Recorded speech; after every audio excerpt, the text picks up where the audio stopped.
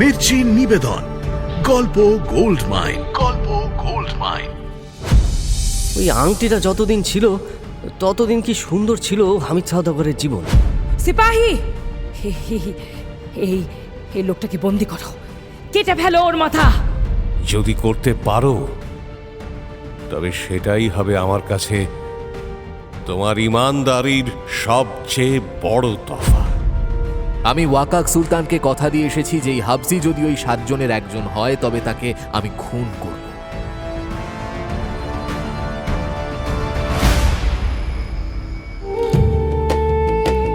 মির্চি গল্প gold mine শুনছেন আরব্য রজনী। আজ শুনবেন শিয়ানা চোর আলী চাঁদ, প্রথম পর্ব।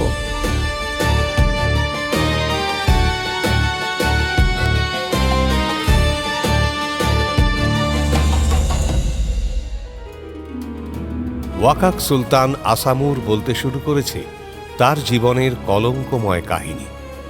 সেই কাহিনীতেই রয়েছে শাহজাদা হীরার প্রশ্নের উত্তর। ফিরকোন আর সাইপ্রাসের মধ্যে সম্পর্ক কি? সুলতান শাহজাদি ফিরকোনকে শাদী করে। বিভিন্ন দেশ থেকে প্রচুর সওগাত আসে। তার মধ্যে সাইপ্রাসের বন্ধু সুলতান তার কাছে 7 হাবশি গোলামকে পাঠায়। এই 7 হাবশি সাইপ্রাস সুলতানের ব্যক্তিগত দেহরক্ষী। সাইপ্রাস সুলতান চিঠিতে জানায় যে এরা খুব বিশ্বাসী। নতুন বেগমের সুরক্ষার জন্য এদের বেগমের খাস মহলে বহাল করা যেতে পারে। সুলতান আসামুরও বন্ধুর কথায় বিশ্বাস করে হাবশিদের নিয়োগ করে বেগমের নিরাপত্তায়। এখানেই জীবনের সবচেয়ে বড় ভুল করে বসে সুলতান। বেগমের শরীর খারাপ হতে শুরু করে। হাকিম কোনো নিদান দিতে পারে না। শেষে একদিন বেগমকে সেই 7 হাবশি রক্ষীর সঙ্গে আপত্তিকর অবস্থায় হাতে নাতে ধরে ফেলে সুলতান।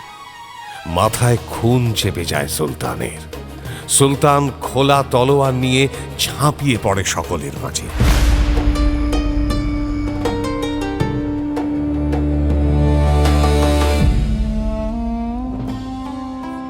কি ভাবছো দুনিয়াজাদ? আজ কাহানি শোনার মেজাজ নেই মনে হচ্ছে তোমার। না তো, আপনি এমন কেন বলছেন হুজুর? আমি তো সারাদিন আপার কাহিনী শুনতে রাজি। তাহলে এমন মুখ শুকনো করে বসে আছো কেন? সেটা আমি বলছি হুজুর। ও আসলে আজ সারাদিন আমার কাছে জানতে চেয়েছে তারপর কি হলো। আমি বলিনি, তাই কোষা করেছে। তারপর মানে কাহানিতে তারপর কি হলো, তাই তো? মানে ওয়াকাক সুলতান হাসবিদের ওপর ঝাঁপিয়ে পড়লো খোলা তলোয়ার নিয়ে।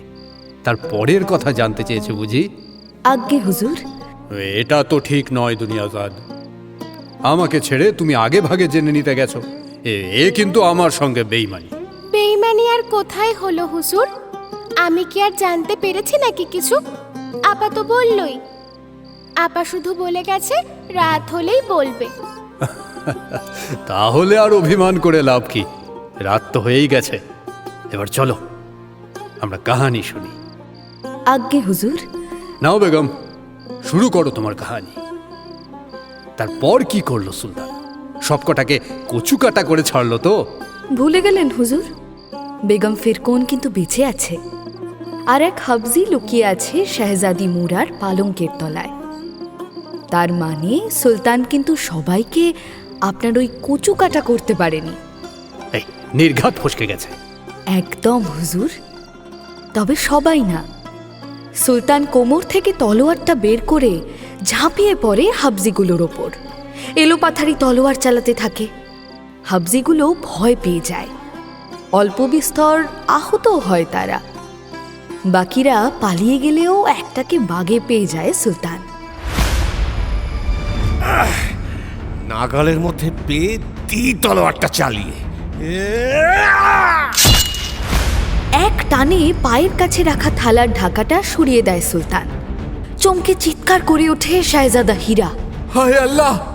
ডুকরে কেঁদে ওঠে বেগম ফিরকোন। থালার ওপর সে হাবজির কাটা মুন্ডু। আতঙ্কে ভরা তার মুখ। বিস্ফারিত নেত্রে চেয়ে আছে। দৃষ্টিতে সর্বনাশের ফরমান। শাহজাদা হীরা ভয়ে চোখ বোঝে। সুলতান বলে চলে, সেদিন থেকে আমার জীবনটাই বদলে যায়। আরে এই মুন্ডুটা? এটা সেই হাবশির মুন্ডুটা। বিশেষ রাসায়নিক দিয়ে এটাকে তাজা করে রেখেছি। সেদিন থেকে কি আপনি বেগম সাহেবাকে এভাবে বন্দি করে রেখেছেন? একদম ঠিক যেমন ভাবে দেখছো তেমন ভাবে। এক মুহূর্তের জন্যও খোলা হয়নি কখনো। আর বাকি হাবসিগুলো? হতাশ সুলতান মাথা দুলিয়ে বলেন, না, সেগুলোর বহু খোঁজ করেছি, কিন্তু ধরতে পারিনি। এমনকি সাইপ্রাসেও সেনা পাঠিয়েছিলাম। তারা ফিরে আসে সে দেশের সুলতানের খত নিয়ে, কিন্তু তার ওই খত পড়ে আসল সত্য আমি জানতে পারি। সে নিজেই স্বীকার করে ওই খত ছিল আমার কাছে আরো বড় চমক। কি ছিল সেই চিঠিতে? এক চরম সত্য। শেহজাদি ফিরকনের বহু গুপ্ত আশিক ছিল, জানতাম না আমি। তাদের মধ্যে একজন ওই সাইপ্রাস সুলতান, আমার দোস্ত। আমার সঙ্গে জিন শেহজাদি ফিরকনের শাদির খবর শুনে তার মনে প্রতিহিংসার আগুন জ্বলে ওঠে। ওই যে 7 হাবশিকে সে পাঠিয়েছিল, তারা কেউই সুলতানের দেহরক্ষী ছিল না। সেটা মিথ্যে কথা। সব কটা ছিল এক একটা আস্ত অপরাধী। জাহাজের খালাসি সেজে সে দিয়েছিল সাইপ্রাসে। তারপর বহু কুমারীর সর্বনাশ করে ঠাঁই পায় সুলতানের কারাগারে। ফাঁসির সাজা হয়েছিল ওদের, কিন্তু ওদের ফাঁসির আগেই আমার শাদির খবর পৌঁছয় সাইপ্রাসে। সাইপ্রাস সুলতান ওই 7টাকে আমার সর্বনাশ করার জন্য পাঠিয়ে দেয়। আর তারপর সেই থেকে কি আপনার সঙ্গে সাইপ্রাসের সম্পর্ক খারাপ হয়ে যায়? হ্যাঁ। এটাই কি ফিরকন আর সাইপ্রাসের মধ্যে সম্পর্ক?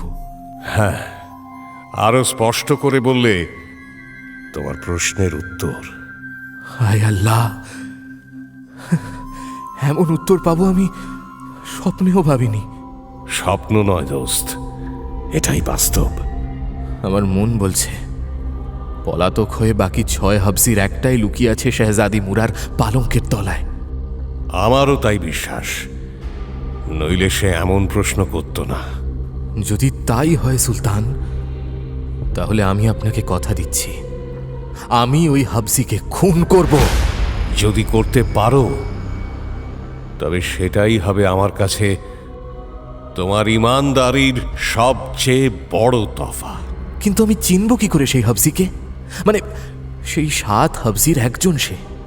শুধু অনুমানের ওপর তো কাউকে খুন করা যায় না, অথবা তাকে দিয়ে আগে স্বীকার করাতে হবে। প্রয়োজন নেই তার। ভালো করে দেখো এই হাবশির মুন্ডুটা। এর বাঁ কানে সবুজ পান্নার একটা দুল ঝুলছে, লক্ষ্য করো। এই দুল আসলে আমার সালতানাতের শাহী নিশান। আমার কর্মচারীদের প্রত্যেকের বাঁ কানে এমন দুল ঝোলে। পদমর্যাদা অনুযায়ী সেই দুলের মণিটি শুধু আলাদা, কিন্তু আয়তন আকৃতি এক। এই দুল আমি নিজের হাতে দিয়েছিলাম এই 7 হাবশিকে। আশা করি এই দুলটা তার কানে এখনো থাকবে, যদি না বেচে দেয়। আরেকটা প্রশ্ন করতে পারি কি? বলো। আপনি একটু আগেই আমাকে চলে যাওয়ার সুযোগ দিয়েছিলেন, নিজে হাতে ফাটক খুলে দিয়েছিলেন। সেই সুযোগ কি এখনো আছে, নাকি? তুমি কথা দিয়েছো যে ওই হাবশিকে তুমি খুন করবে, ফলে তোমার সেই সুযোগ বেড়েছে। আমি তোমাকে মুক্ত করলাম। ইত্তেলা, উজির সাহেবকে খবর দে, আমার দোস্তের ফিরে যাওয়ার ব্যবস্থা করতে হবে। সকাল হতেই সওদাগর সিমুরকে হাজির করা হয় শাহজাদার সামনে।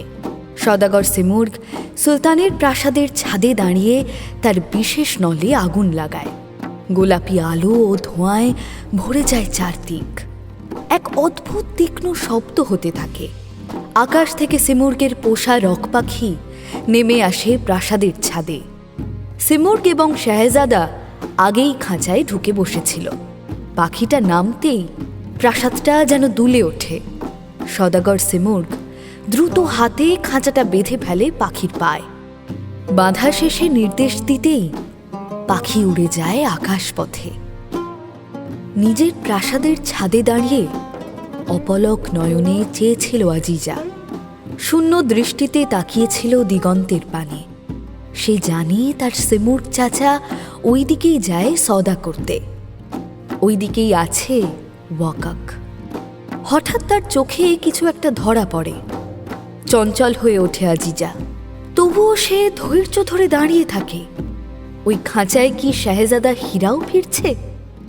পাখিটা আরও এগিয়ে এলে খাঁচায় সে স্পষ্ট দেখতে পায় শাহেজাদা হীরাকে।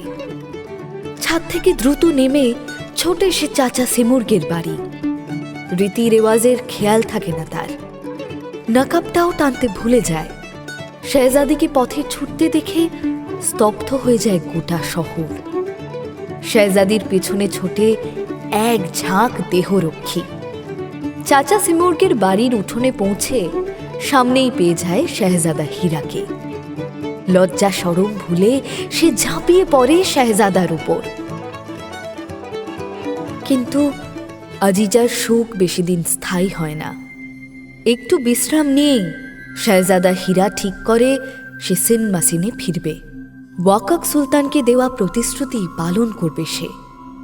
পথে লতিফা এবং জামিলার সঙ্গেও দেখা করতে হবে।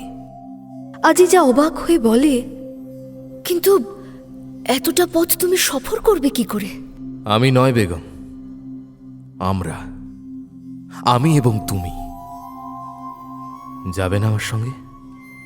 সদাগর সিমুর্গের কাছে সাহায্যের অনুরোধ করে শাহজাদা হীরা। সিমুর্গ হেসে বলে, এ তো আমার কর্তব্য। শত হলেও তুমি এই দেশের বাদশা, এবং আরো বড় কথা, তুমি আজিজার স্বামী, মানে আমাদের পরিবারের জামাই। জামাই আদর করতে হবে না তোমায়? সদাগর সিমুর্গ আজিজা এবং শাহজাদা হীরাকে তার রক পাখিতে প্রথমে পৌঁছয় জামিলা ও লতিফার বাড়ি। বহুদিন পরে সিমুর্গ চাচাকে দেখে খুব খুশি হয় জামিলা ও লতিফা। লতিফা তখনই জানতে পারে যে তার হরিণটা জামিলা আবার মানুষ করে দিয়েছে। শাহজাদা হীরাকে চিনতে পারে সে, কিন্তু তবুও রাগ করতে পারে না। উল্টে নিজের ভুল স্বীকার করে কথা দেয় ভবিষ্যতে সে তার ক্ষমতার অপব্যবহার করবে না কোনোদিন। শাহজাদা হীরা জামিলা ও লতিফা দুই বোনকেই শাদী করে। আবার তারা উঠতে থাকে সিনমাসিনের পথে। সিনমাসিনের প্রধান ফটকের সামনে পৌঁছে যায় তারা হুশ করে। সদাগর সিমুর্গ বিদায় নেয়। শাহজাদা হীরা তাঁবু খাটিয়ে তার 3 বিবিকে সেখানেই থাকতে বলে একা ঢোকে সিনমাসিনে। প্রধান ফটকের পাশে রাখা দামামায় ঘা দিতেই প্রহরীরা বেরিয়ে আসে। এবার আর তারা তাকে সম্মানের সঙ্গে নিয়ে যায় না। তারা জেনে গেছে যে সে পলাতক। তাদের সুলতান কামুস একে ঘরে বন্দি করে রেখেছিল, কিন্তু রাতের অন্ধকারে সে পালিয়ে যায়। সুতরাং তাকে রীতিমতো বেঁধে ছেদে দরবারে সুলতানের সামনে হাজির করা হয়। সুলতান কামুস তাকে দেখে বিস্মিত হয়। একি তুমি? জি হুজুর। কোথায় ছিলে এতদিন? আমি তোমার দেশে খবর পাঠিয়েছিলাম, তুমি সেখানেও যাওনি। তোমার আব্বা আম্মি তো কেঁদে কেঁদে একসা। জি, এবার দেশে ফিরে যাব, তবে তার আগে একটা অসমাপ্ত কাজ সারতে এলাম। সুলতান কামুসের খেয়াল হয় যে তার প্রহরীরা শাহজাদাকে বেঁধে রেখেছে। সুলতান হুকুম দেয়, ওর বাঁধন খোল, খুলে দে তুরন্ত। বাঁধন খুলতেই একটা খালি আসন দেখিয়ে সুলতান বলে, বসো বেটা বসো, একটু পানি টানি খাও, তারপর আমি সব শুনছি। সুলতানের ইশারায় শরবত চলে আসে। শাহজাদা হীরা এক নিঃশ্বাসে পুরো শরবত শেষ করে বলে, এবার যদি অনুমতি হয় তো আমি আমার কাজ শুরু করি হুজুর। কি কাজ? সেই যে অসমাপ্ত কাজ। আরে হেয়ালি করো না, স্পষ্ট করে বলো তো কি করতে চাও। আগে আমি আপনার শেহজাদির সামনে দাঁড়াতে চাই। সুলতান কামুস চমকে ওঠে। আবার তোমার পাগলামি এখনো কাটেনি দেখছি। আগে হুজুর, আমি তার সব প্রশ্নের উত্তর জেনে এসেছি। তার সব প্রশ্নের উত্তর ছিল কাফ পর্বতে অবস্থিত ওয়াকাক রাজ্যে। আমি সেই রাজ্য ঘুরে এসেছি হুজুর। কি বলছো কি তুমি? কাফ পর্বতমালা, সে তো মানুষ যেতে পারে না শুনেছি। তুমি সেখানে ঘুরে এসেছো? ভারী ডানপিটে ছেলে তো হে তুমি। আগে হুজুর, কি করব বলুন? আপনার কন্যা এমন এক জেদ ধরেছে যে সেই জেদ রাখতে আমার যেতেই হয়েছে সেখানে। নিজের জান পর্যন্ত বাজি রাখতে হয়েছে বারবার। সে তো হতেই হবে। তুমি যে ফিরে এসেছো এই আশ্চর্যের। যারা যারা একবার ওদিকে গেছে তারা কেউ এখনো ফেরেনি। এর জন্য তোমার ইনাম পাওয়া উচিত। তার আগে প্রমাণ করতে দিন হুজুর যে আমি সত্যিই সেখানে গেছিলাম। আমি তো মিথ্যে কথাও বলতে পারি। প্রমাণ তো করো, প্রমাণ কি করে করবে করো, দেখি আমি। তার জন্য আপনার একটু মেহেরবানি দরকার। বলো। একবার শেহজাদিকে দরবারে আসতে বলুন। তার প্রশ্নের উত্তর যদি দিতে পারি তাহলেই প্রমাণ হয়ে যাবে যে আমি সেখানে গেছিলাম। সর্বনাশ, কি বলছো তুমি? যদি উত্তর দিতে না পারো বা ভুল দাও তাহলে কি হবে সেটা মনে আছে তো? জি বিলকুল হুজুর। শাহজাদার আত্মবিশ্বাসে ভরসা করতে পারে না সুলতান কামুস। মাথা নত করে কিছু ভাবে। সুলতানকে ভাবতে দেখে শাহজাদা বলে, হুজুর, আপনি আমার উপর ভরসা করতে পারেন। হীরার কথা শুনে মাথা তোলে সুলতান। ব্যথিত মুখে সুলতান বলে, দেখো বেটা, ভরসা করতে মন চাইছে না। বিশ্বাস করো, আমার মেয়ের এই কাণ্ড আমাকে বড় দুঃখ দিচ্ছে। আমি আর কোনো শাহজাহানের গর্দান নিজের চোখে দেখতে পারবো না। আমি কথা দিচ্ছি হুজুর, আমি আপনাকে নিরাশ করব না, বরং আপনার এই দুশ্চিন্তা চিরতরের মতো বন্ধ করে দেব। দয়া করে একবার ডেকে পাঠান আপনার শেহজাদিকে। তাকে বলুন তার প্রশ্ন করতে। তবুও সহজে মানতে চায় না সুলতান। অবশেষে অনেক যুক্তি, তার উপরে যুক্তি, তার উপরে আবার যুক্তি দিয়ে শেহজাদা সুলতানকে রাজি করিয়ে ফেলে। ডাকা হয় শেহজাদি মুরাকে। শেহজাদি মুরা এসে দাঁড়ায় দরবারের মাঝে। সুলতান নিজে তাকে ডাকার কারণ বলে। সব শুনে নকাবের আড়াল থেকে শেহজাদি বলে, কিন্তু উত্তর না দিতে পারলে বা ভুল হলে কি হবে সেটা জানো তো শাহজাদা? সব জেনেই আমি এখানে দাঁড়িয়েছি শেহজাদি মুরা। আজ তোমার জল্লাদদের ছুটি দিতে পারো। এত আত্মবিশ্বাস, এত আত্মবিশ্বাস কিন্তু সর্বনাশের লক্ষণ। অবশ্যই, তবে সর্বনাশটা কার সেটাই বড় প্রশ্ন। আমার না? হ্যাঁ, মূর্খ শাহজাদা, এখনো সময় আছে। আমি তোমায় শেষ সুযোগ দিচ্ছি, ফিরে যেতে পারো। কিন্তু একবার যদি আমি প্রশ্ন করে ফেলি তাহলে কিন্তু পালাতে পারবে না আর। পালাতে হলে আর এখানে ফিরে আসতাম না শেহজাদি। সময় নষ্ট না করে প্রশ্নটা এবার করেই ফেলো দেখি। বেশ, কঠিন কিছু প্রশ্ন করছি না। তুমি শুধু বলো, ফিরকোন আর সাইপ্রাসের মধ্যে সম্পর্ক কি? ফিরকোন হচ্ছেন জিন সম্রাট জিনজিনের কন্যা এবং বর্তমানে ওয়াকাক সুলতান আসামুরের বেগম। আর সাইপ্রাসের সুলতান ছিলেন বেগম ফিরকোনের গুপ্ত আশিক। চমকে ওঠে শেহজাদি মুরা। নকাব সরিয়ে সরাসরি শাহজাদার চোখের দিকে চেয়ে বলে, মিথ্যে কথা। মিথ্যে নয় শেহজাদি, আমি সত্যি বলেছি বলেই তুমি চমকে উঠলে। ভুলে গেলে তোমার রীতি রেওয়াজ, এক ঝটকায় নকাব সরিয়ে ফেললেই ভরা দরবারে। জানি না আমার আগে আর কারোর বেলায় এমন করেছো কিনা, সম্ভবত করনি, কারণ কেউ তো আর সঠিক উত্তরটা দিতে পারেনি। না না না না না, তুমি তুমি তুমি কিছুতেই ঠিক উত্তর দিতে পারো না। না, কিছুতেই জানতে পারো না। জল্লাদ, সিপাহী, এই লোকটাকে বন্দি করো, কেটে ফেলো ওর মাথা। শাহজাদি জল্লাদ ও সিপাহীদের আদেশ করতেই তারা এগিয়ে আসে। দরবারে গুঞ্জন শুরু হয়। শাহজাদা হীরা সুলতান কামুসকে বলে, হুজুর, আমার কাছে প্রমাণ আছে যে আমি সত্যি কথা বলছি। আমার গর্দান নেওয়ার আগে একবার অন্তত আমাকে আমার উত্তরের সত্যতা প্রমাণ করার সুযোগ দিন হুজুর। প্রমাণের কথা শুনে থরথর করে কাঁপতে থাকে শাহজাদি মুরা। তবুও নিজের দুর্বলতা ঢেকে চিৎকার করে ওঠে সে। কি প্রমাণ আছে তোমার, মিথ্যাবাদী? শাহজাদা হীরা শান্ত কণ্ঠে বলে, তোমার পালঙ্কের নিচে যে হাবসি লুকিয়ে আছে সেই আমার সবচেয়ে বড় প্রমাণ। শাহজাদা হীরার কথা যেন বিদ্যুতের ঝটকার মতো আঘাত করে শাহজাদির শরীরে। শাহজাদি ছিটকে সরে যায় কিছুটা। দরবারের গুঞ্জন কোলাহলে পরিণত হয়। বৃদ্ধ সুলতান উঁচু গলায় ধমক দেন। খামোশ! সুলতানের এক ধমকে শান্ত হয় সভা। প্রত্যেকে যেন নিজের হৃৎপিণ্ডের শব্দ পর্যন্ত স্পষ্ট শুনতে পায়, শুধু একজন বাদে, সে শাহজাদা হীরা। হাসি মুখে সে শাহজাদিকে বলে, এখন আমার কথা মিথ্যে প্রমাণ করার একটাই পথ। সুলতান এবং আমাকে নিয়ে চলো তোমার ঘরে। তোমার পালঙ্কের নিচ খুঁজে দেখা হবে। কে কে হে তুমি? এত বড় স্পর্ধা তোমার? শেহজাদির ঘরে ঢুকতে চাইছো? হ্যাঁ, বাধ্য আমায় তুমিই করেছো শাহজাদি। শাহজাদিকে ছেড়ে সুলতানের দিকে ঘুরে শাহজাদা বলে, জাহাপানা, আপনি আমার গর্দান নিন, আমার কোনো দুঃখ নেই।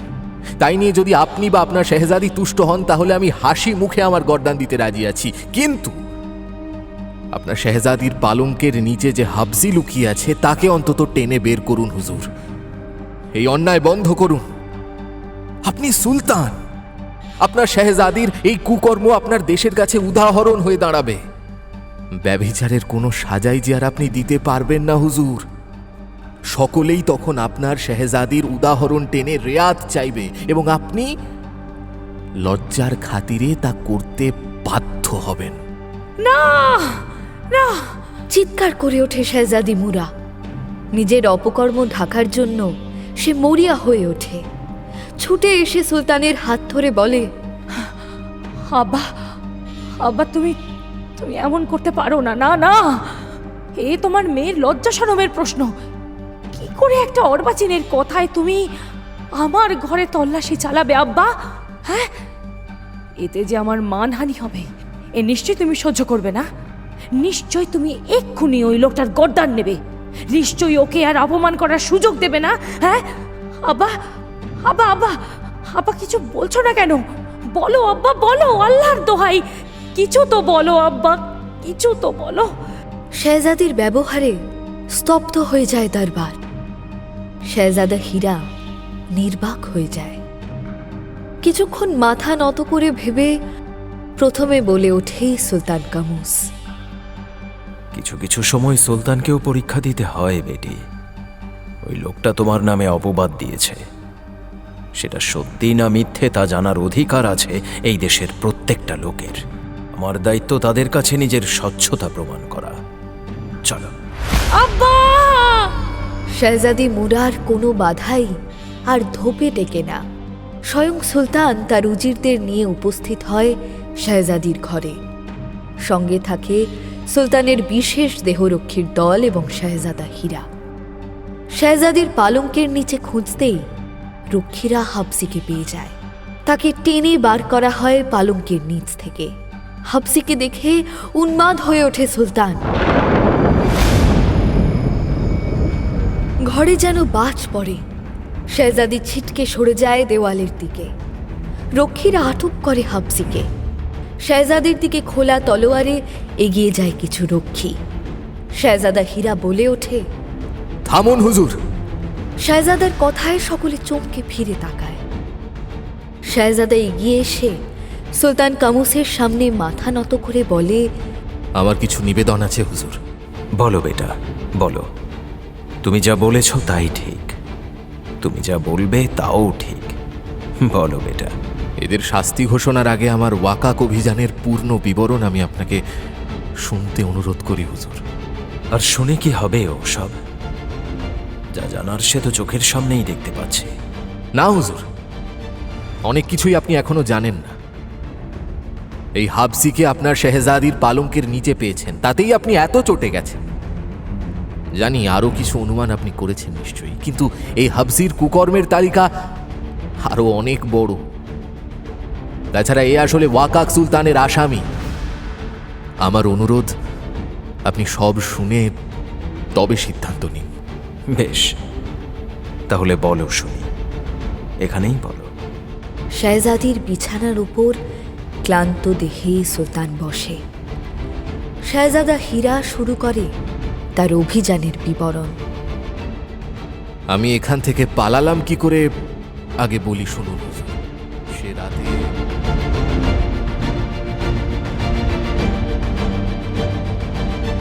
সম্পূর্ণ বিবরণ শেষ করে শেহজাদা।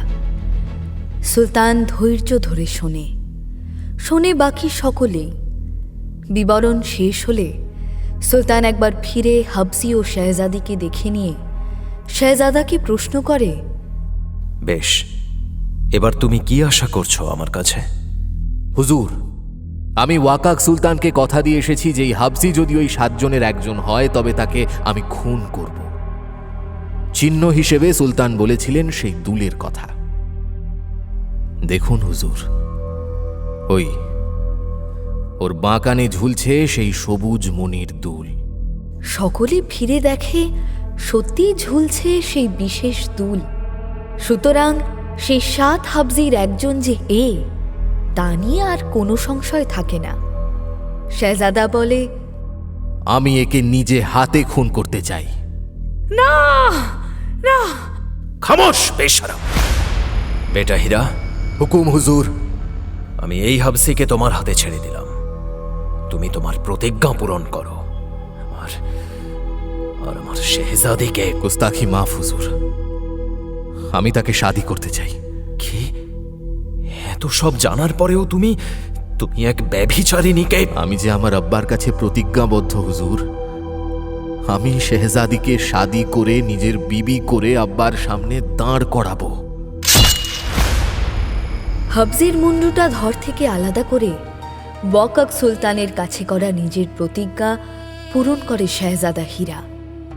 শেহজাদি মুরাকে সে শাদী করে এবং একই সঙ্গে আরেকজনের কথাও ভোলে না সে, সেই মতিয়ার কথা। আমাকে তুমি মনে রেখেছো শেহজাদা? চেষ্টা করেও যে ভুলতে পারিনি মতিয়া। কেন? দয়া করে তোমায় পালাতে সাহায্য করেছি তাই জন্যে? আমায় ভালোবেসেছ তাই জন্য। আর তুমি?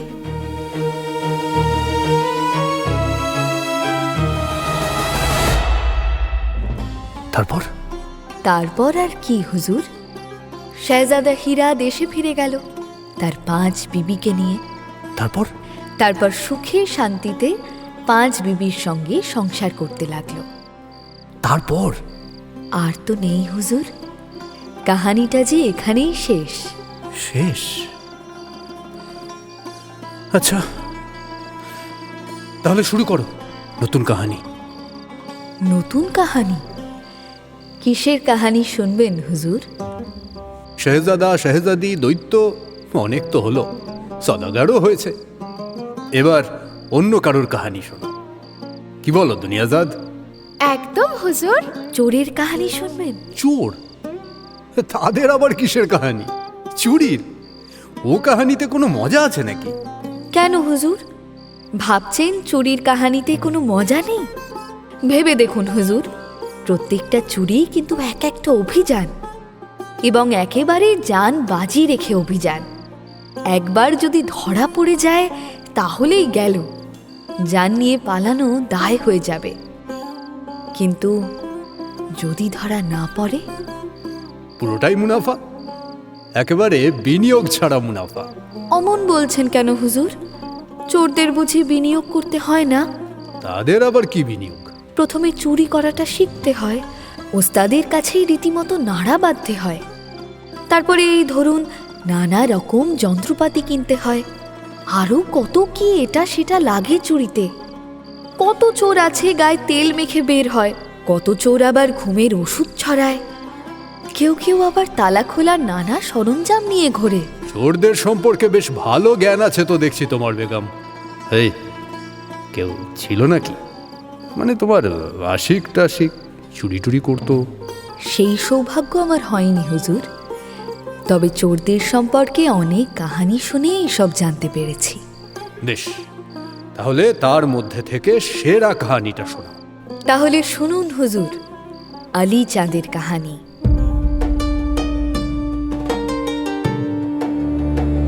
এক সময় কায়রো শহরের সেরা চোর ছিল আলী চাঁদ। আলী চাঁদ কিন্তু আসল নাম নয়। তার আসল নাম যে কি সেটা কেউ জানতো না। তাকে চিনতই না কেউ আলী চাঁদ নামে। সকলের কাছে তার অন্য একটা নাম ছিল, সেটাই আসল নাম তার। একসময় আলী চাঁদ হয়ে উঠেছিল কায়রো শহরের ত্রাস। তার ভয়ে শহরের ধনী লোকদের রাতে ঘুম উড়ে যেত। সুলতানের তো তার সম্পর্কে অভিযোগ শুনতে শুনতে মাথা খারাপ হয়ে যাওয়ার জোগাড়। প্রবাদ ছিল, আলী চাঁদ যদি মনে করে তাহলে বুকে আঁকড়ে রাখা মোহরের থলি থেকেও মোহর চুরি করে নিয়ে যেতে পারে। কেউ টেরটি পর্যন্ত পাবে না। কে যে কখন কোথায় তার নাম আলী চাঁদ দিয়ে দিয়েছিল কে জানে। তবে এই নামটা আলী চাঁদের বেশ পছন্দ হয়েছিল। একলা ঘরে আয়নার সামনে দাঁড়িয়ে সে নিজেকে নিজেই কুর্নিশ করে বলতো, সালাম হুজুর আলী চাঁদ, চুরি মুবারক। একদিন হয়েছে কি, আলী চাঁদ রাস্তায় রাস্তায় ঘুরছে আর চুরি করার ফিকির খুঁজছে, কিন্তু জুতসই কোনো ফিকির খুঁজে পাচ্ছে না। দেখতে দেখতে বেশ বেলা হয়ে গেছে। সূর্যের তাপ বেশ কড়া। ঘুরতে ঘুরতে আলী চাঁদ পৌঁছে যায় এক শরাবখানায়। এই শরাবখানায় সে রোজই আসে। সে নিজে শরাব খায় না। শরাব খেলে হুঁশ থাকে না লোকের, তখনই যত গন্ডগোল পাকায়। কিন্তু চোরদের তো গন্ডগোল পাকালে চলবে না, খুব হুঁশিয়ার থাকতে হবে সব সময়। তবুও ওই শরাবখানায় রোজ একবার যাওয়া চাই তার, কারণ ওখানে অনেক সময় অনেক খবরাখবর পাওয়া যায়। লোকে নেশা করে পেটের কথা উগরে দেয়, আর আলী চাঁদের হুঁশিয়ার কান সেই কথাগুলো লুফে নেয়। তবে শরাবীদের কিছু চুরি করে না সে, পাছে তারা চুরির ভয়ে শরাবখানায় আসা বন্ধ করে দেয়। সে শরাবখানায় একমাত্র মামুলি শরাব নিয়ে চুপটি করে বসে থাকে এক কোনায়, আর প্রত্যেকের কথা মন দিয়ে শোনে। প্রত্যেকের ওপর নজর রাখে সে। যেই খবর জোগাড় হয়ে যায় অমনি টুক করে উঠে শরাবের দাম মিটিয়ে বেরিয়ে পড়ে। শরাবের পাত্রটা ঘুরেও দেখে না আর, সেটা যেমন ছিল তেমনই ভর্তি পড়ে থাকে। সেদিনও সে রোজকার মতো এক পাত্র শরাব নিয়ে বসে, কিন্তু বহুক্ষণ বসে থেকেও কোনো খবর জোগাড় হয় না। কান খাড়া করলেই খালি নিজের প্রশংসাই কানে আসে। দুদিন আগেই সে হামিদ সওদাগরের পয়মন্ত আংটিটা চুরি করেছে। দরদাম করতে করতে সওদাগরের হাত থেকে কখন খুলে নিয়েছে সওদাগর টেরই পায়নি। সেই থেকে নাকি হামিদ সওদাগরের সময় খারাপ যাচ্ছে। লোকে বলা বলি করছে, আরে জানো তো, ওই হামিদ সওদাগরের তো জামানত জব্দ হয়ে গেছে। সে কি?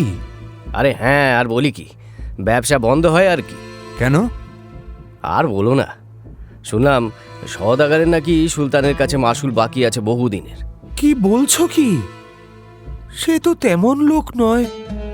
লোকের পাওনা গন্ডার ব্যাপারে সে খুবই হুঁশিয়ার। আমি তার সঙ্গে কারবার করে দেখেছি। আরে সে লোক তো তেমন নয়, সেটা সবাই জানে। খুব সজ্জন ব্যক্তি, কাউকে কোনোদিন ঠকায় না। কিন্তু কিন্তু ওর একটা চেলা আছে না, দেখেছো বোধহয়? ওই নাটা করে কি? আরে হ্যাঁ হ্যাঁ, বহুত বাচাল ছিল। হ্যাঁ, সে বাচাল হলেও ছোকরা তো বেশ ভালোই ছিল দেখেছি। আমার সঙ্গে জানাশোনাও ছিল। রাস্তায় ঘাটে দেখলে বেশ খাতির করতো আমাকে। আচ্ছা, সে কিছু করেছে নাকি? ওই বেটাই তো সব মাসুল চুরি করেছে। কিভাবে? আরে শোনো শোনো, যতবার সওদাগর ওকে দিয়ে মাসুল জমা করতে পাঠিয়েছে, ততবার ও গিয়ে খালি বকেয়ার খাতায় লিখিয়ে এসেছে, আর শুল্কর দিনার নিজের জেবে ভরেছে। তাহলে তো ওই বেটাকেই ধরলে হয়। আরে তাকে আর পাচ্ছ কোথায়? সে তো আবার শুনছি সওদাগরের কিছু কিমতি সামান নিয়ে পালিয়েছে। আরে সেটা নালিশ করতেই তো সওদাগর গিয়েছিল সুলতানের কাছে। সেখানেই গিয়ে জানতে পারে যে তার শুল্ক বকেয়া পড়ে আছে। তার তো এখন মাথায় হাত। আহারে, এমন সজ্জন লোক! আরে এখানে কি শেষ নাকি? আরও আছে? আছে মানে? আরে শোনো শোনো বলছি, কানাঘুষো শুনছি সওদাগরের মেয়ের জামাই আর বিবিকে নিয়েও নাকি বিস্তর গোলমাল চলছে বাড়িতে। হ্যাঁ মানে? আরে ওর বিবির স্বভাব তো জানো, কি দজ্জাল কি দজ্জাল। এমন বিবিকে নিয়ে এতদিন ঘর করলো কি করে কে জানে। সে নাকি মামুলি কি সব কথা কাটাকাটি হওয়ায় মেয়ের জামাইয়ের মাথায় বসিয়ে দিয়েছে এক লাঠির বাড়ি। তাইতে নাকি মাথা ফেটে একেবারে একেবারে রক্তারক্তি কাণ্ড। আসলে কি জানো তো, জামাই যে মেয়েকে নিয়ে শ্বশুর বাড়িতে পড়ে থাকে সেটা নাকি বিবির একদম পছন্দ নয়। এদিকে আবার হামিদ সওদাগর তার মেয়েকে খুব ভালোবাসে, একমাত্র মেয়ে বলে কথা। তাকে কি করে জামাইয়ের বাড়ি পাঠায় বলো? এই সব ওই আলিচাঁদের জন্যই হচ্ছে। সে সওদাগরের ওই পয়মন্ত আংটিটা চুরি করেই সব গন্ডগোল পাকিয়েছে। একেবারে ঠিক বলেছ ভাই। ওই আংটিটা যতদিন ছিল ততদিন কি সুন্দর ছিল হামিদ সওদাগরের জীবন। ঠিক যেন ছবির মতো। কার যে কুনজর পড়লো তার উপর কে জানে। কার আবার? ওই আলী চাঁদের।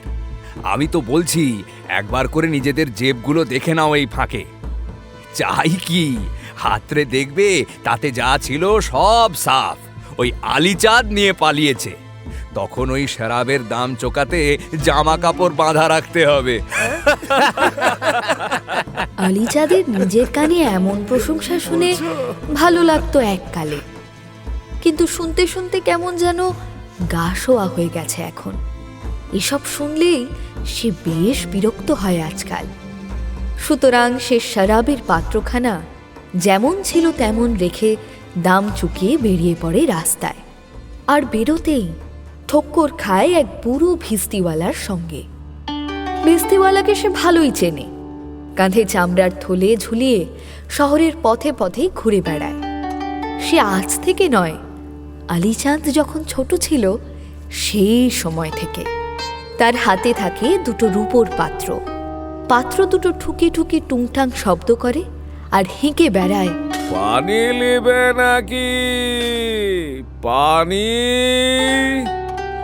দারুণ ঠান্ডা মিঠা পানি আছে, পানি নেবে? পানি? কি জানাব, পানি লিবে নাকি এক পাত্র? দাম মাত্র এক ফিল। পানি খেয়ে দাম দিবে, ভালো না হলে দাম দিবে না। দেব নাকি এক পাত্র? কেউ পানি চাইলে কাঁধের ঝোলা থেকে রূপোর পাত্রে পানি ঢেলে এগিয়ে ধরে। লোকটার বয়স যেন বহুদিন ধরে আটকে আছে একই জায়গায়। সেই ছোটবেলায় তাকে যেমন দেখেছে আলীচাঁদ, এই বড়বেলায়ও ঠিক তেমনই রয়ে গেছে সে। সেই রোগাভোগা ঝুঁকে পড়া চেহারা যেন নিজেরই ছায়ার সঙ্গে হাত ধরাধরি করে হেঁটে চলেছে। সেই কঙ্কালসার দুটো হাতে চামড়ার ওপর দিয়ে ঠেলে বেরিয়ে আসছে শিরা উপশিরা। সেই আস্তে আস্তে হাঁটা, সেই ছেঁড়া রংচটা পোশাক, সেই খালি পায়ে অজস্র ফাটা, সেই একমুখো কাঁচা পাকা দাড়ি। লোকটাকে দেখে একটু রগড় করার স্বাদ জাগে আলীচাঁদের মনে। এদিকে ঠক্কর খেয়ে তো লোকটা হুমড়ি খেয়ে পড়েছে রাস্তায়। হাতের পাত্রগুলো ছিটকে পড়েছে। কাঁধে চামড়ার থলেটা বেশ ফুলে আছে। স্পষ্ট বোঝা যাচ্ছে যে ওতে পানি ভর্তি, সুতরাং বেশ ভারীও নিশ্চয়ই। বুড়ো ভিস্তিওয়ালা চেষ্টা করেও থলি কাঁধে উঠে দাঁড়াতে পারছে না। অন্য সময় হলে আলীচাঁদ মুখ ঘুরিয়ে চলে যেত হয়তো, কিন্তু রগড় করার ইচ্ছায় সে এগিয়ে গিয়ে বুড়োকে তুলতে তুলতে বলে, হায় হায় হায়, এ কি, একটু দেখে চালাতে পারো না? আমি তো ঠিকই চলছিলাম, তুমি তো এসে ঠুসে দিলে। এই মাতালগুলো নিয়ে যত জ্বালা, নিজেরা চলতে পারে না আবার অন্যকে দোষ দেয়। আমার এদিকে আসাটাই ভুল হয়েছে। বুড়োকে দাঁড় করিয়ে তার জোব্বাখানা লোক দেখানো ঝেড়ে ঝুড়ে দিতে দিতে আলিচাঁদ বলে, শরাবখানায় গেলেই কি শরাবই হতে হবে নাকি? এই দেখো, আমি কিন্তু একটুও শরাব খাইনি। দেখো দেখো, আমার মুখে কিন্তু একটুও গন্ধ নেই। দেখো, আমাকে পট্টি পড়াতে এসো না হে। আমি সব জানি, সব বুঝি। হ্যাঁ, আজকাল তো এমন শরাবও পাওয়া যায় যা খেলে গন্ধ থাকে না। হয়তো তুমি তেমনই কিছু খেয়েছো। আরে বিশ্বাস করো চাচা, আমি কিচ্ছু খাইনি। আচ্ছা, আমাকে এক পাত্র পানি খাওয়াতে পারো? খুদে খুদে চোখ দুটো বার কয়েক পিট পিট করে আলিচাঁদকে দেখে নিয়ে ভিস্তিওয়ালা বলে, আমাকে দোয়া দেখাচ্ছ নাকি হে? হ্যাঁ, বারে, তুমি তো বহুত টেটি আদমি আছো হে। পানি চাইছি সাদা মনে, তাতেও তোমার জ্বালা। তাহলে বেরিয়েছো কেন সওদা করতে? ও, দাঁড়াও দাঁড়াও, দিচ্ছি তবে। দাঁড়াও দাঁড়াও। ভিস্তিওয়ালা এক পাত্র পানি এগিয়ে দেয় আলিচাঁদের দিকে। আলিচাঁদ সেটা নিয়ে ফেলে দেয়। ভিস্তিওয়ালা আঁতকে ওঠে। আহা, করছো কি হে? ফেলে দিলে? আহা, জানো কত কিমতি এই পানি। ফেললাম কোথায়? পাত্রটা ধুয়ে নিলাম। আমার আবার বড় বাতিক, জানো তো। অবশ্য তাতে তোমার কোনো ক্ষতি হবে না। আমি এই পাত্রের দামও তোমায় দিয়ে দেব। দাও দেখি, আর এক পাত্র দাও। আলিচাঁদ খালি পাত্রটা এগিয়ে ধরে। পাত্রটাকে একবার আর আলিচাঁদের মুখটা একবার দেখে নিয়ে ভিস্তিওয়ালা আবার এক পাত্র পানি ঢেলে দেয় চামড়ার থলে থেকে। সেই পানিটাও ফেলে দেয় আলিচাঁদ। ভিস্তিওয়ালা এবার সত্যি ক্ষেপে যায়। চিৎকার করে বলে, রসিকতা হচ্ছে আমার সঙ্গে? হ্যাঁ, রসিকতা? জানো এই পানি কত কষ্ট করে নিয়ে আসি আমি? না খেতে হয় খেও না, কিন্তু আমার চোখের সামনে এভাবে পানি নষ্ট করবে না বলে দিচ্ছি। আমার কলিজায় লাগে। আরে আরে চাচা, চড়ছো কেন? আরে বললাম না, আমার বাতিক আছে। আমার বহুত ছুঁচি পায়ে রোগ আছে গো। খানদানি আদমি তো আমি। রাতে আমার বিবি আমাকে ভুল করে চুমু খেলে পর্যন্ত আমি নীল নদে গিয়ে স্নান করে আসি। দিন রাতের পরোয়া করি না। এই যে শোনো, আমাকে কি তোমার বিবি পেয়েছো নাকি? হ্যাঁ, আরে না গো না, সে তোমার থেকে অনেক বেশি সুন্দরী। তার কথা তোমার এই নোংরা মুখে বলো না চাচা, তাহলে আবার আমার বুকে লাগবে। বরং আবার পানি দাও। পানি দেবো মানে? পানি দিলেই তো তুমি ফেলে দেবে। না না, আমি আর তোমায় দেব না, পানি দেব না আমি। আরে গুসা করো না চাচা, দাও দাও, আর ফেলবো না। আরে সচ বলছি, কসম সে, এবার আর ফেলবো না। ঝুট বলছো? এই তো তুমি দুবার ফেলে দিলে। সে তো প্রথমবার ধুলাম, আর দ্বিতীয়বার ভালো করে ধুলাম। এবার খাবো, দাও। ভিস্তিওয়ালা চরম সন্দেহ নিয়ে আবার পানি ঢালতে ঢালতে বলে, তোমার বিবি যে কিভাবে তোমার সঙ্গে ঘর করে কে জানে। এমন মাথা খারাপ লোকের সঙ্গে ঘর করা কি চারটি ঘানি বাত? হ্যাঁ, সে নিয়ে এখনই ভেবো না চাচা, যখন সময় হবে তখন ভেবো। আরে এখন তো সে তার আব্বার ঘরে লাড় পেয়ার পেয়ে মানুষ হচ্ছে। হতে দাও, যতদিন না শাদিটা হচ্ছে হতে দাও। এখনই তাকে ঘাঁটাবার কি আছে? শাদির পরের কথা শাদির পরে ভাবা যাবে। কথাটা বলেই আলিচাঁদ ঢকঢক করে পানিটা খেয়ে ফেলে। ভিস্তিওয়ালা আবার চোখ পিটপিট করে আলিচাঁদের মুখটা দেখে বলে, মানে তোমার এখনো শাদী হয়নি? আলিচাঁদ পানির পাত্রটা ফেরত দিতে দিতে বেশ স্বাভাবিকভাবে বলে, আগে না। আরে এখনই সে রাত বেরোতে তোমাকে চুমা খায়? কি বেশারাম! যা, বেশারামের কি হয়েছে? স্বপ্নে শুধু সে আর আমি থাকি, আর তো কেউ থাকে না যে দেখবে। ভিস্তিওয়ালা বেশ চটে যায় এবার আলিচাঁদের কথায়। চিৎকার করে বলে, বজ্জাত কথাকার! স্বপ্নে চুমা খেয়ে নীল নদে যাও স্নান করতে? আমাকে কি বেউকুফ পেয়েছো? বেউকুফের কি আছে? সেও তো আমি স্বপ্নেই যাই স্নানে। ভিস্তিওয়ালা খেয়াল করে না যে আলিচাঁদ তার হাতে একটা আস্ত দিনার ধরিয়ে দিয়েছে কোন ফাঁকে। চোরের হাত বলে কথা, দেওয়া নেওয়া কখন কি করে ডান হাতের খবর বাঁ হাতে রাখতে পারে না। ভিস্তিওয়ালা তো কোন ছাড়। ভিস্তিওয়ালাও রাগের মাথায় সেদিকে না দেখেই দিনারটা ছুঁড়ে ফেলে দেয়। আর তখনই তার টুটি চেপে ধরে আলীচাঁদ বলে, এই বেটা বুড়ো ভাম, তোর এত বড় সাহস! তোকে আমি একটা আস্ত দিনার দিলাম আর তুই সেটাকে ছুঁড়ে ফেলে দিলি। আজ তোর একদিন কি আমার একদিন, এখনই তোকে খুন করে পুঁতে দেব আমি। আলীচাঁদের ধমক খেয়ে ভেস্তিওয়ালার খেয়াল ফেরে।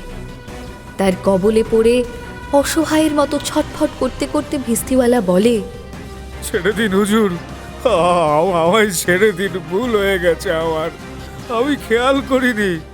আপনি দিনার দিয়েছেন আমায় ছেড়ে দিন হুজুর, আমায় ছেড়ে দিন।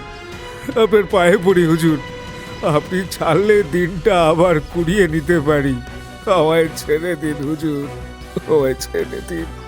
বৃদ্ধের কাকুতি মিনতি দেখে ছেড়ে দেয় আলীচাঁদ।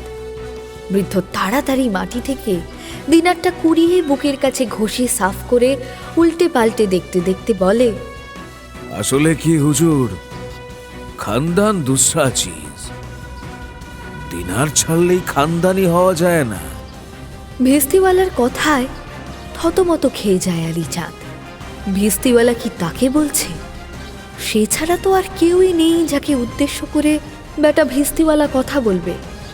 ভাবতেই রাগটা চড়ে যায় মাথায়, ব্রহ্মতালু গরম হয়ে যায় তার। সে লাফ দিয়ে ভেস্তিওয়ালার চুলের মুঠি ধরে বলে, এই বদমাস, কার খানদান তুলছিস তুই? বেটা হারামখোর, জীবনে কোনোদিন একটা আস্ত দিনার দেখেছিস? বল বেটা, সচ বাত বল, বল বল, আমি যে পানি খেয়েছি তার দাম 1 দিনার হয়? এই 3 পাত্তর পানির দাম 1 দিনার? ভেস্তিওয়ালা ওই অবস্থাতেই কুঁই কুঁই করে বলে, জি হুজুর, আপনি সাজবাদ বলছেন। 3 পাত্তর পানির দাম মাত্র 3 ফেল। আপনি তো 3 পাত্তর পানি খেয়ে 1000 পাত্তরের দাম দিয়েছেন। তাহলে বল, আমার মতো দিলদারিয়া খানদানি আদমি দেখেছিস জীবনে?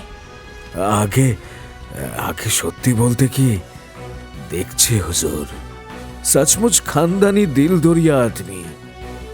ভেস্তিওয়ালার কথায় আবার থতমত খেয়ে যায় আলীচাঁদ। হাতের মুঠি আলগা হয়ে যায় খানিকটা। সেই ফাঁকে ভেস্তিওয়ালা যেন একটু দম নিতে পারে। মুহূর্তে আবার নিজেকে সামলে নিয়ে মুঠি শক্ত করে আলীচাঁদ। বৃদ্ধ যন্ত্রণায় চিৎকার করে ওঠে। ভেস্তিওয়ালার মুন্ডুটা সজোরে ঝাঁকিয়ে আলীচাঁদ বলে, কে সেই আদমি? কোথায় দেখেছিস?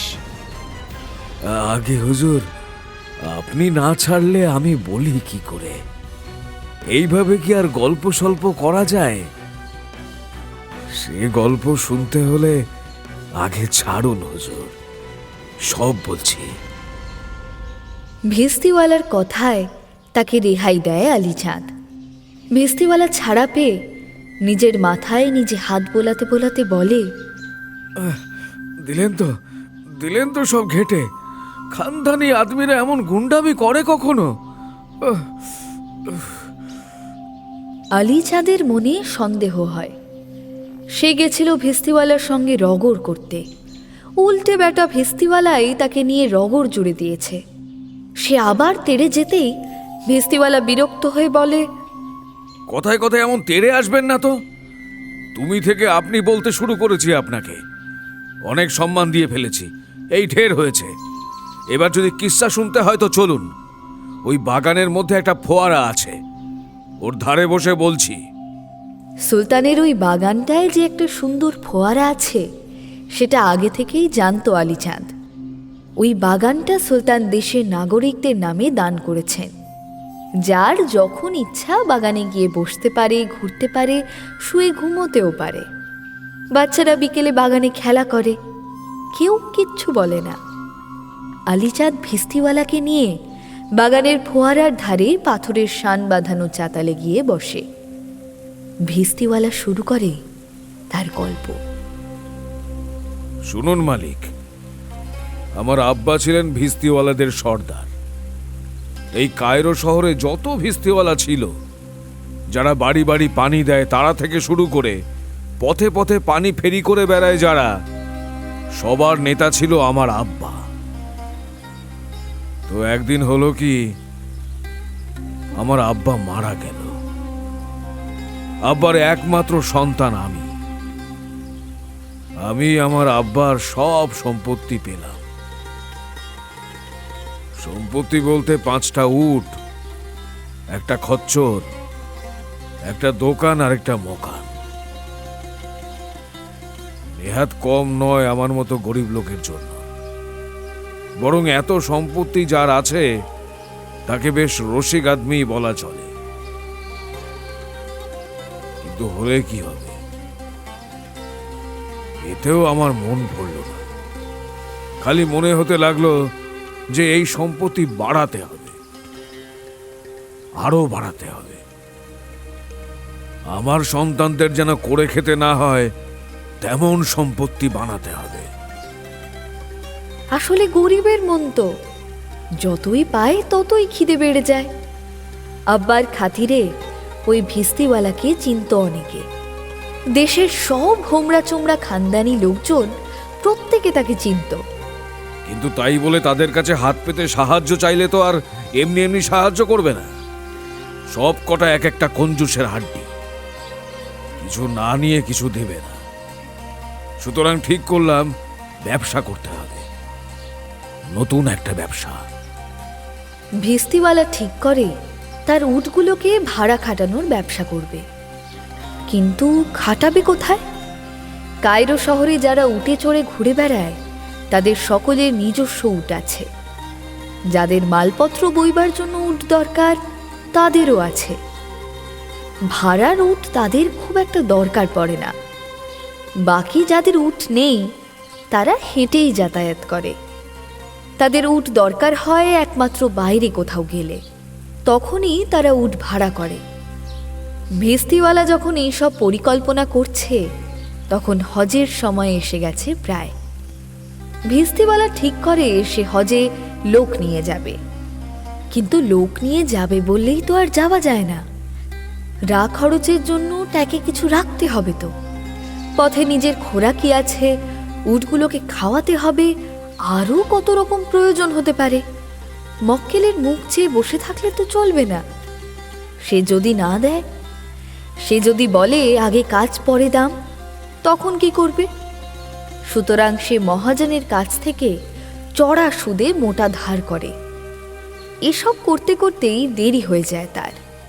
গুছিয়ে নিতে নিতেই সময় চলে যায়। কায়রো থেকে হজ যাত্রীরা রওনা দিয়ে দিয়েছে ততদিনে। তবুও ভিস্তিওয়ালা ঠিক করে সে হজে যাবে। ধার বাকি যখন করেই ফেলেছে তখন সেগুলো চোকাতে হবে তো। সুতরাং একবার যদি সে মক্কায় পৌঁছে যেতে পারে তাহলে ফেরার পথে কোনো না কোনো মক্কেল সে পেয়ে যাবে। তখন চড়া দাম হাঁকলেও মক্কেল রাজি হয়ে যাবে। সুতরাং মুনাফা ভালোই হবে। এই সব ভেবে সে বেরিয়ে পড়ে হজে। চলতে চলতে 2-4 রাত ভালোভাবেই কাটে। একদিন চলতে চলতে রাত নেমে আসে। তখনও সে মরুভূমির পথে। চারিদিকে ধু ধু করছে বালি, আর একা সে চলেছে তার 5টা উট নিয়ে। সামনে অন্ধকার, পেছনে অন্ধকার, ডান পাশে বাঁ পাশে, মাথার ওপরে, পায়ের নিচে, সব জায়গায় অন্ধকার। আমি শুনেছিলাম রাতের মরুভূমি নাকি সাংঘাতিক। এক তো রাতের বেলায় নানান রকম পোকামাকড় থেকে শুরু করে নানান রকম সাপ বেরোয়। সকালে গরমে তারা লুকিয়ে থাকে বালির নিচে, অনেক গভীরে। তার উপর আবার রাতের দিকে মাঝে মাঝে ঝড় ওঠে। সেই ঝড় মারাত্মক। হাওয়ার সঙ্গে বালি উড়ে উড়ে এসে গায়ে লাগে, চোখে মুখে ঢুকে একেবারে নাজেহাল করে ফেলে। হাত মুখ পর্যন্ত কেটে যায় বালির ধারে। অনেকে তো সেই বালির ঝড়ে পথ হারিয়ে ফেলে, অনেকে আবার বালির নিচে চাপা পড়ে মারা যায়। তাই আমি ঠিক করলাম রাতটা একটা জুৎসই জায়গায় কাটাতে হবে। অন্ধকারের মধ্যেও একটা বালির ঢিলা ঠাওর করে সেটার পাশেই বসলাম উটগুলোকে নিয়ে। গরম হাওয়া ঠান্ডা হলো, আর ঠান্ডা হতেই হাওয়ার বেগ বেড়ে গেল। আমার কাছে ছিল একটা লণ্ঠন। আমি সেটা জ্বালিয়ে নিলাম।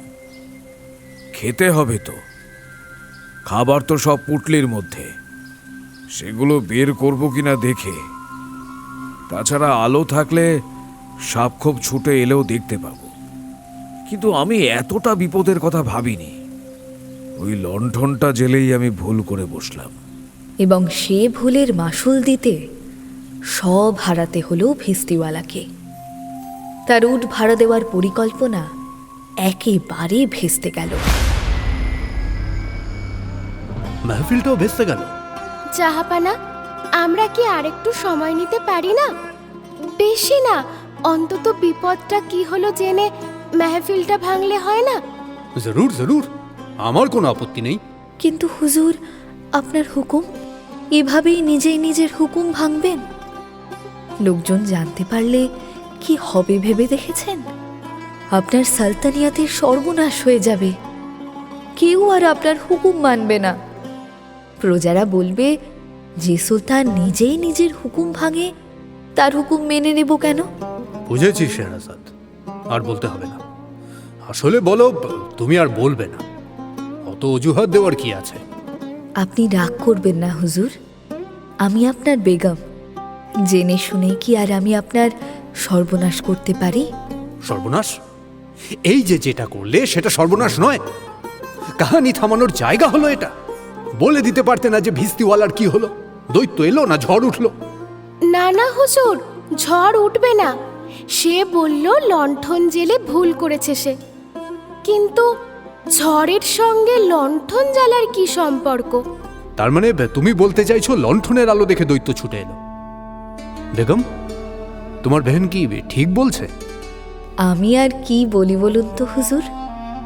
শুধু এইটুকুই বলতে পারি যে রূপকথায় কি শুধু দৈত্য, পরী, রক পাখি এসবই থাকে, আর কিচ্ছু থাকতে পারে না?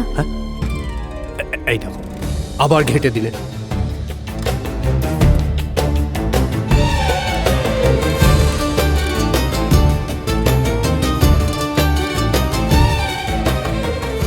সত্যি কি মুশকিল বলুন তো, কোনো মানে আছে? শেহরাজাদ বেগমের কথা মেনে নিচ্ছি আমরা। রূপকথায় অবশ্যই দৈত্য, পরী, রক পাখি এসব বাদে আরো অনেক কিছু থাকতে পারে। কিন্তু সেটা কি জানা যাবে আগামী পর্বে।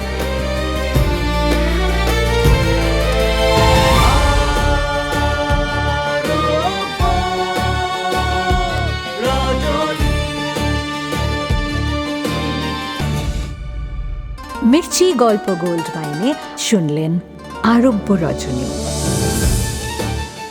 গল্প পাঠে শেখর, শাহরিয়ার, অমিত দে, দুনিয়াজাদ, বর্ণালী দে বর্ম, শেহরাজাদ, সাঁজবাতি দাস, হীরা, সায়ন্তন ঘোষ, মুরা, দিতিপ্রিয়া রয়, মাতিয়া, চিত্রাঙ্গী রয়, কামুস, স্পন্দন দাস, আজিজা, ফেরকন, অধ্যায় সাহা, সিমুর্গ, সায়ন্তন হালদার, সম্রাট শেখর, লোক শুভদীপ্ত ভট্টাচার্য, আর্য জানা, অর্ঘ্যমাল্য মাইতি, আলিচাঁদ, ভিস্তিওয়ালা, মলয় দেবনাথ।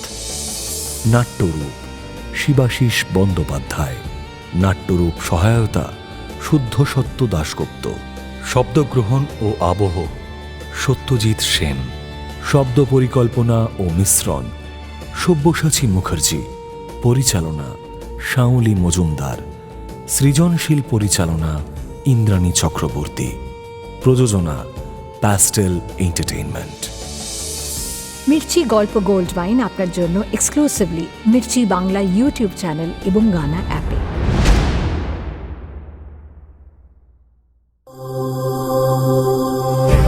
মির্চি নিবেদন গল্প গোল্ড মাইন।